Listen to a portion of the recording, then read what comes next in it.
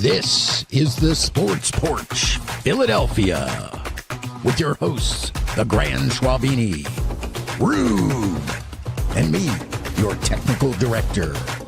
Come on, Philly, show us a little Eagles, Flyers, Phillies, and Sixers love. The Philadelphia Sports Porch starts now.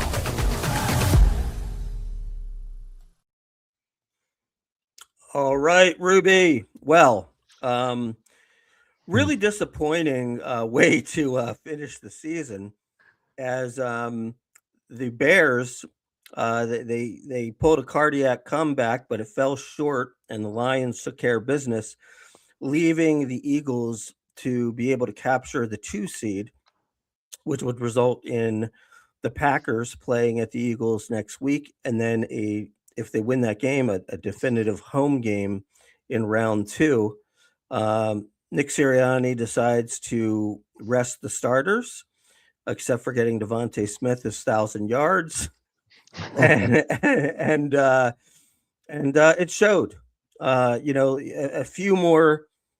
With no Jaden Daniels, but still with a Deebo Samuel and a Terry McLaurin out there. That was more than enough to handle the Eagles' second teamers. So, Rube, your thoughts after this travesty of a game?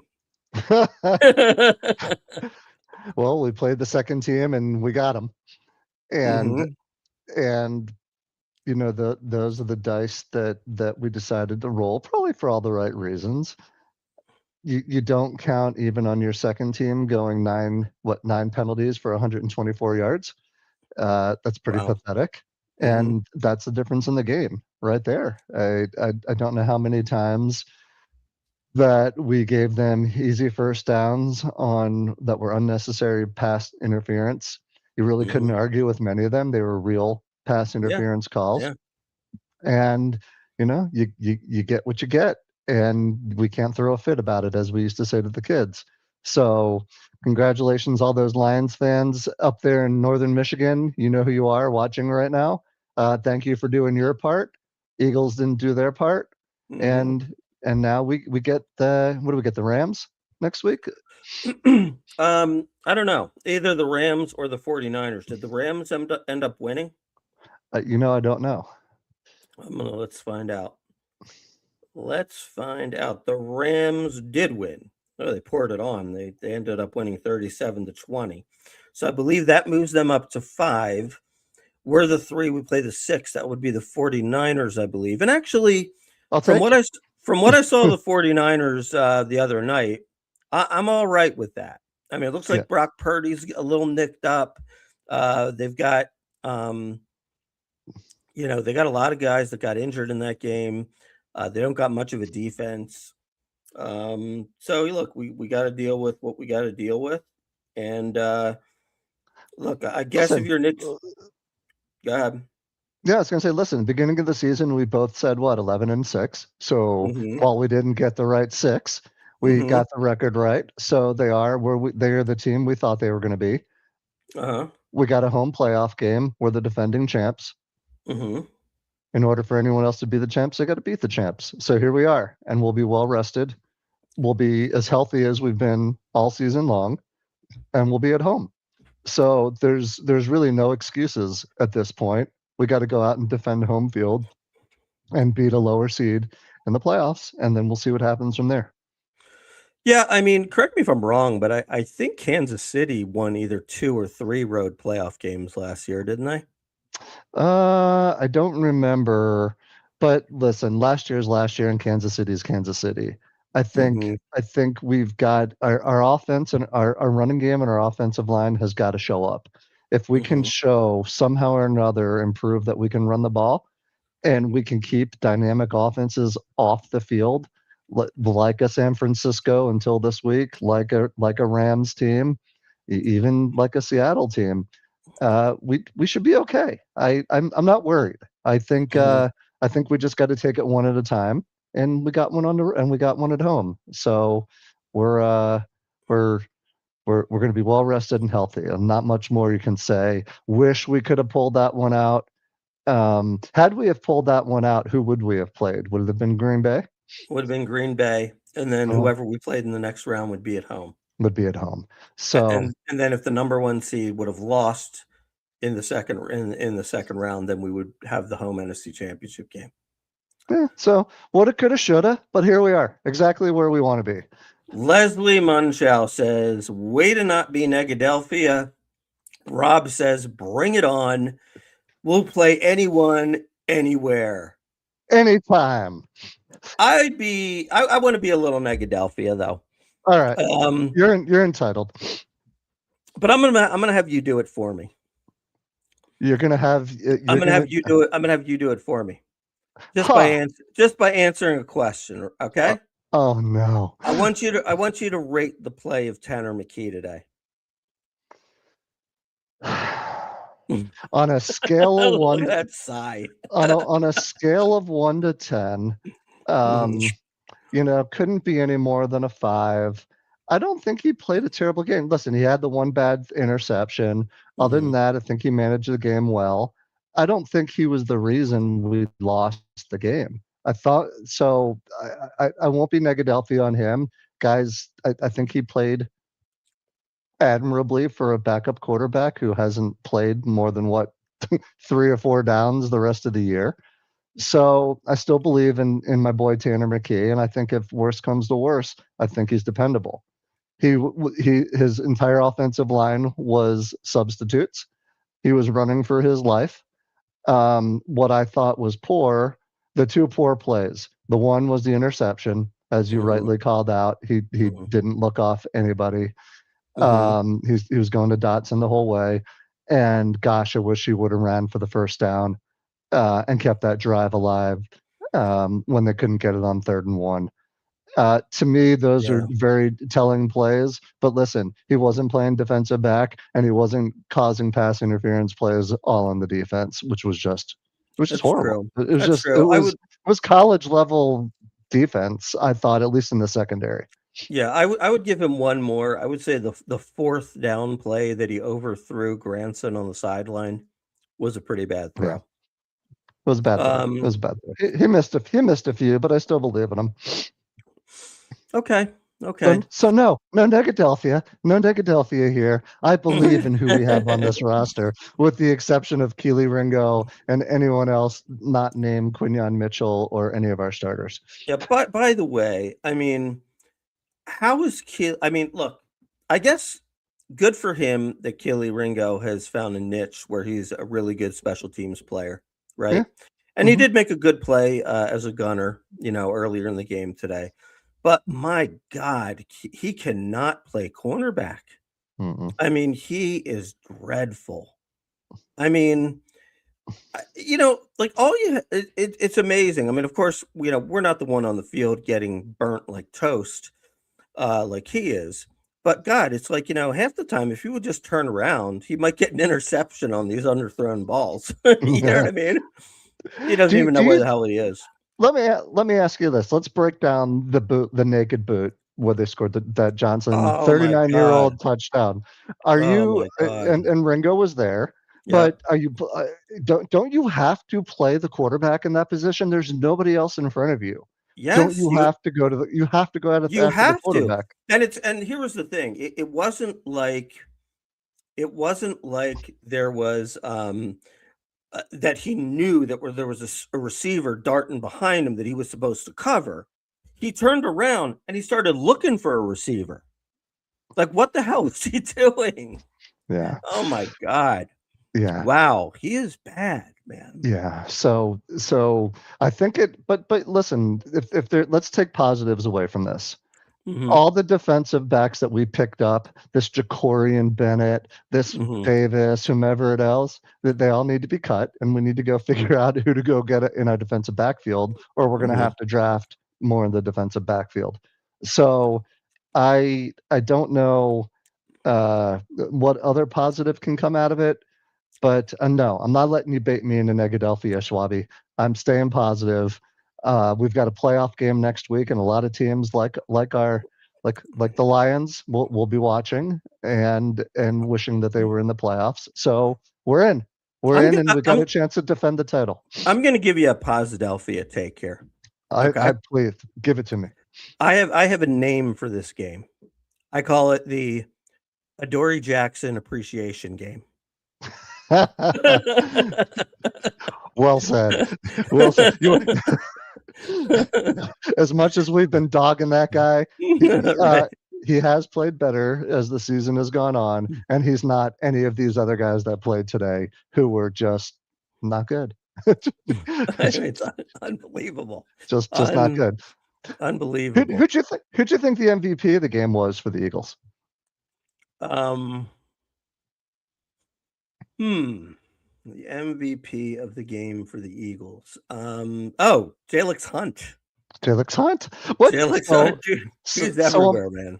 So I'm watching the game, and A few Eagles hearts from Emma Rubenstein. Thank you, Emma. Thank you, Emma. I was at a bar watching the game because it wasn't a nationally televised game here in Texas, and I didn't get the volume. They had the volume for the Lions-Bears game. Makes sense. Mm-hmm. Kind of. What was Jalen Hunt doing out on the corner, playing like Quinyon Mitchell? Did they put him in at like safety, or was he just covering a guy that went in motion as a defensive end? No, he what dropped. happened there? I think what they showed was he dropped. He dropped, and it was just like instinct that he saw that there was going to be a throw going to the outside, and he just ran it down. This was a great play. But he did play safety in college. I didn't know that. I did not know that. Okay. Yeah. When we picked him in the third round, it was kind of controversial because he was one of these guys who like popped off the sheets, at the combine. Like, look at all these measurables that he's got, right? But he basically played, and I think it was an Ivy League school he played for. He might have played for Harvard. Was it like Harvard or like Brown or somebody like that? And he played safety. And they said they were going to turn him into like a defensive end kind of hybrid linebacker. And usually with those guys, honestly, it usually doesn't work out. It really does. Houston Christian University, close. The Ivy League of Houston, with the exception of Rice. There you go. Okay, there you go. Well, it was good. I knew it was somewhere where the football wasn't very good. Yeah. And he was outstanding today, though. Fumble. Yeah. Did he get a fumble recovery and an interception? Fumble recovery and an interception. Seriously, look.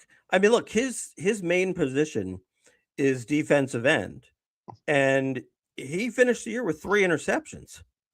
Yeah. I mean, out of the defensive end spot, that's usually like a 1 if you get one.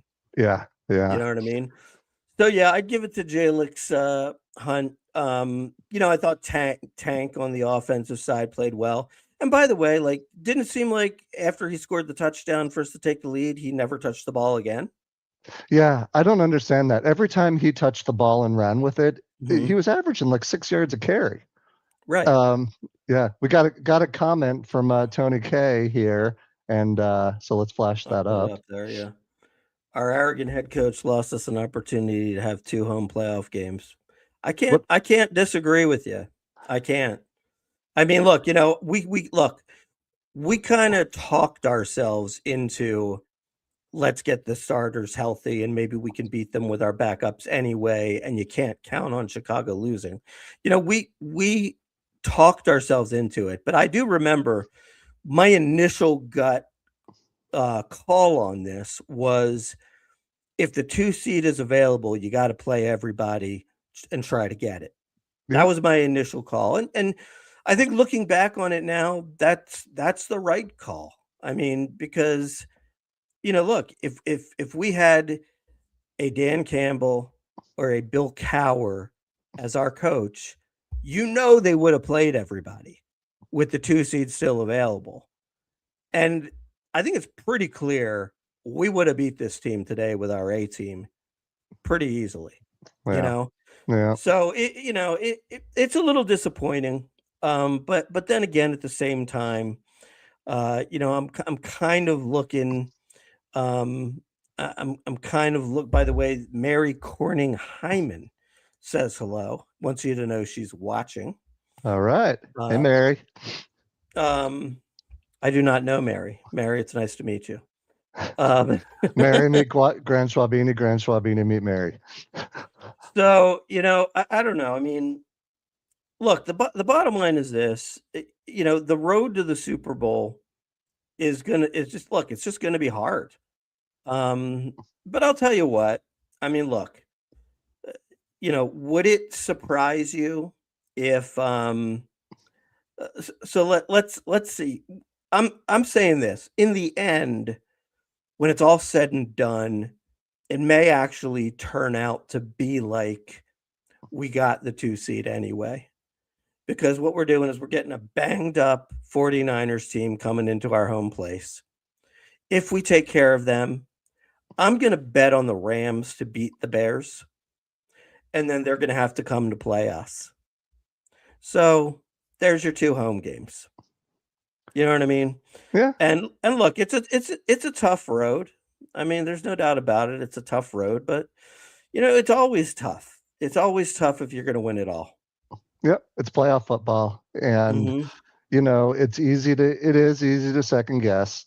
But we can go back to the tape. You and I agreed probably should have played the starters for the first half, see how the other game was going, Mhm. and then see where we go from there.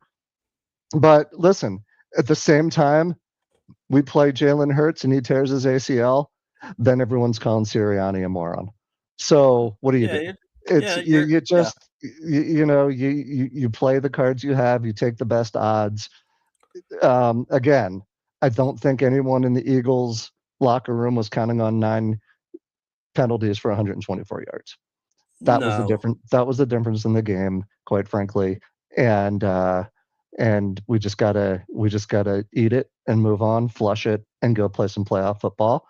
And the other thing that we've been talking about too is our offense has to wake up.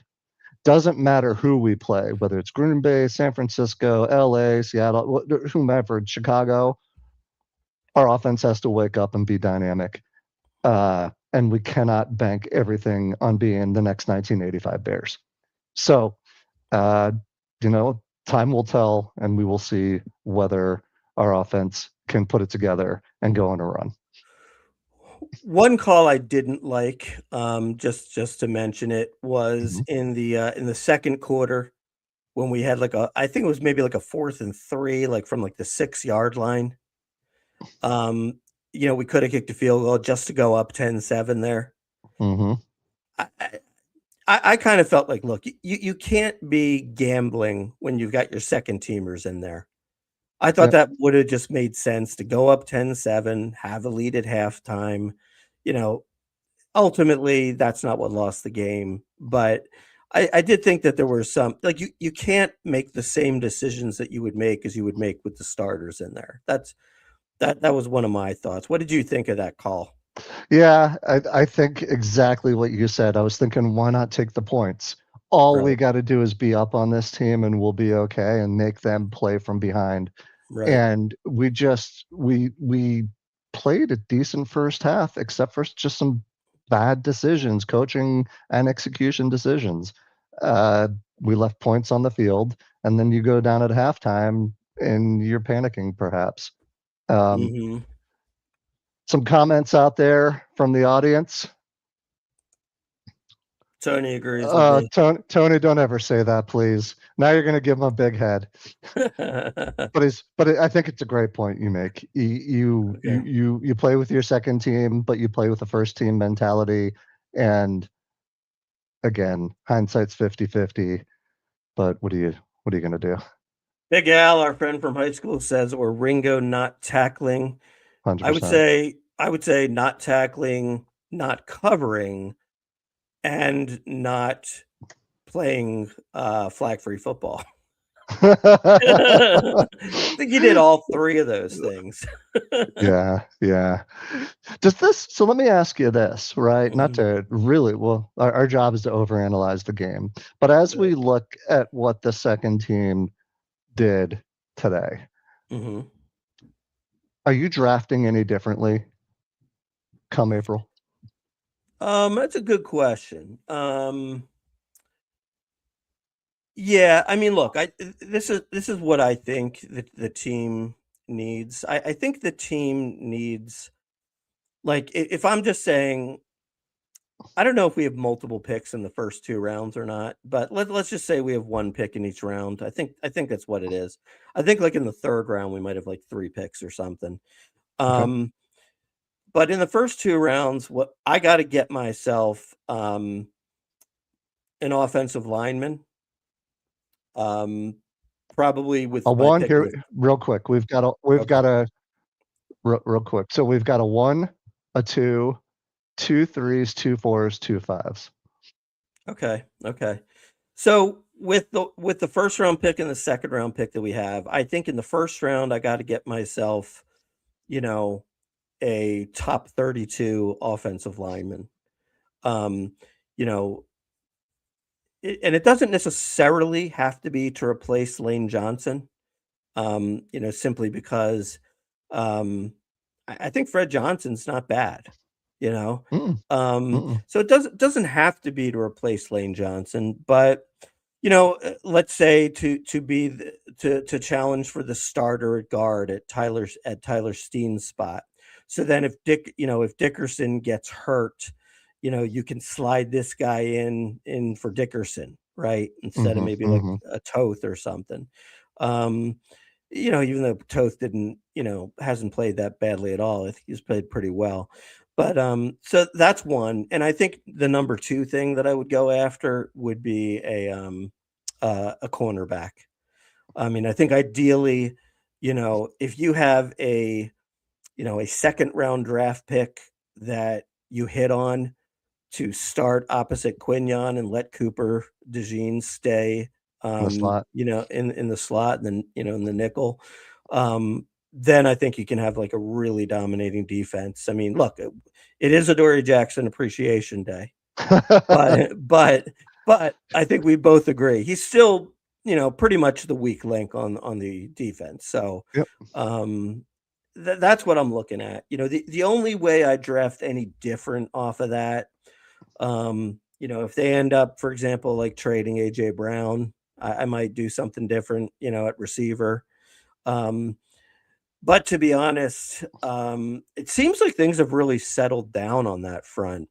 And one thing I don't know, I haven't watched the the HBO what's it called? Oh, Hard Knocks. Hard Knocks. Yeah. Have you watched it? I've watched the first 4 actually this past weekend. Yeah.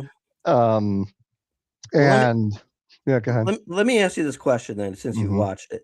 I Yep. heard from, and I haven't watched it. I've heard from somebody that they feel like the Hard Knocks has actually helped Jalen Hurts and AJ Brown because it sort of forced them to communicate with one another.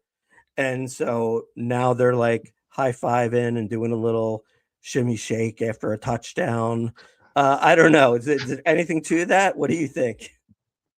It was pretty actually, I know we're not doing what we're watching, Yeah. but I don't think it's been terribly good. Yeah, Um, I wouldn't think so. I part of it is they caught us during the middle of that 3-game losing streak, Uh-huh.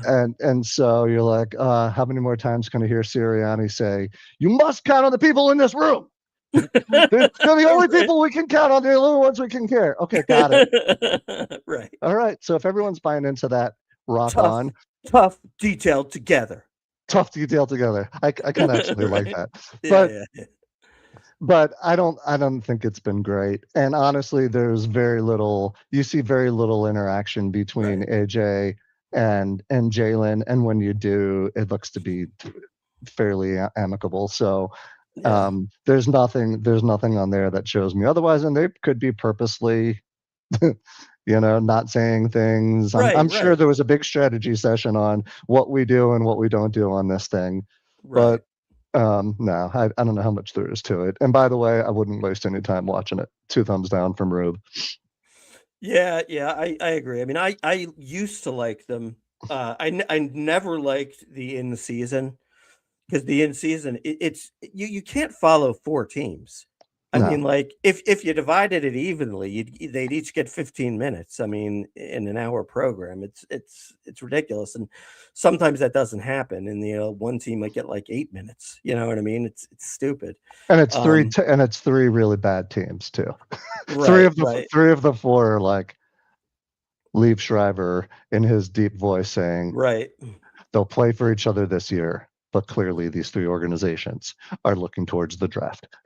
right, right, right, right. That was a good one there. Thank you. Yeah, I know. I mean, it's I don't know. It'll be interesting to see what happens. I'll tell you what, though, I kind of do like the idea of of playing the 49ers in the first round. Just because you know what really bothered me about the 49ers? Though you Yeah, mean the 40 whiners the when 40, yeah, the 40 whiners. Well, you know yeah. what? I'm not even thinking at all about the 40 whiners game where, like, they were like, well, we would have won if we had Brock Purdy as the quarterback, right? In the Yeah, in the right, championship game. right. That actually is like long gone on me now at this point. Okay. But what I really didn't like was in 2023 when they came to Philadelphia and they whooped our ass. Okay. Do you remember that they all came to Philly dressed up in all black, and they said it was because they were going to the Eagles' funeral? And then they did. That's so ridiculous. It is They ridiculous, but did. they did, and look, I mean, they put their money where their mouth was. They kicked the crap out of us and ruined our season. Mhm. But I just think that is just such high level, bullshit, just Yeah. bunch of idiots. So I'd love to just, Pay him pound back. them into the turf. Give him a little payback. Yeah, exactly. I'm really surprised that they stunk it up so bad against Seattle. I don't know. I still, for whatever reason, can't grasp the fact that Seattle is as good as what they are. They're good. Um, They're really good. Their defense is really good, and they run the ball. Like they are everything we wanted to be this year. They built a good offensive line. This guy, who's the guy from Michigan State, Kenny Walker, is that his name? yeah, Kenny Uh, Walker. yeah, and so they have another running back, and they're Jackson Smith and Jigba, Mhm. your favorite dark horse pick in many fantasy leagues a couple of years ago is for realsies. So I think they're going to be a really tough out. And the one thing that they were saying last night that I think Aikman was saying it was all Darnold has to do is play within himself and not turn the ball over. And he's he's the fifth quarterback ever to have back-to-back 13 or more win seasons. Yeah, I know. You got it And two different teams. on, Actually, it's harder. on two different teams. Yeah. I Right, don't know if right, right, Montana did it with two different teams, but right. um, you got to take them seriously, and they're tough, and and everything's got to go through Seattle, which is not an easy place to play. So listen, we got our job cut out for us, but I believe I'm being Posidelphia. I believe our best football's ahead of us. We are healthy as we Yep, can be, and we start with a home game. So let's get yep. ready for game number 1 in the playoffs, and then we'll worry about what happens after that. That's right. All we need is a 4-game win streak. That's it. That's it. That's it. That's And it. what more can you ask for? We're getting Brock Purdy after he's wrangled up. You know, then we'll see who we get in the next game. If we have to go to Seattle, we get Sam Darnold. Look, I don't believe in him. And then if that works out, then everybody in the AFC we've beaten before. Hey, let's hope that what's his name gets there. Herbert, he'll get there, he'll have a 4 interception game. What's his So name? what's your call for tonight's game? Being someone who lives in the metropolitan area of Pittsburgh these days, what's the scuttlebutt there? Does anyone believe that they're going to beat the Ravens? I mean, some people do, but I mean, look, they're two terrible teams. I mean, these teams are garbage. I mean, look, there's no way What there's do you no really way. feel? I mean, there's just no way around it. By the way, thank you, Molly, for your Eagles hearts. We appreciate you. Thank you, Molly. I would say, and by the way, if you're watching on X, as many of you are, we've got over 30 people watching on X. Make sure to follow us, and that way, whenever we come on every Tuesday night at 7 p.m. And this Tuesday night at 7 p.m., we will break down the Eagles 49ers wild card matchup game. We will also talk some Philly, Sixers, or Flyers, whatever's going on that is pertinent. And we also have a what we're watching segment, which is really cool, where we basically tell you shows that are awesome to watch, so you don't have to go wondering if a show's good or not, right? You just listen to the guys at the Sports Porch, and we'll point you in the right direction. And we've had great feedback from our listeners on how much they actually love that segment. So I think we're really connecting with our fan base there, Schwabi. We are connecting. We're throwing out big hugs, and I got and I got news for you. If you're looking at me right now, and you're saying to yourself, I don't know about the quality of the Grand Schwalbini screen. That's about to get better. I finally took the plunge, and I ordered a camera for Okay. the show. So things are going to start coming in color real fast at you. Real fast. I love it. I'm going to have to think about what I'm wearing more, Well, you can't be any more handsome than you are, so don't change any of that. Well, thank you, brother. All right. Well, I think it's time to wrap it up. Everybody, thanks for tuning in. We had a good time talking with you post game. Hey, look, it's at least it's a scenario where we lost this game and it wasn't the end of the world, right? World's not ending. World's just beginning. Bring on the 40 whiners. We will kick their butts next week, and we'll break down how we're going to do that Tuesday night at 7 o'clock right here on X at Philly Porch. You can also catch us on YouTube at Philadelphia Sports Porch. You can also catch us on Facebook on the Philadelphia Beautiful page and the Philadelphia Sports Porch page.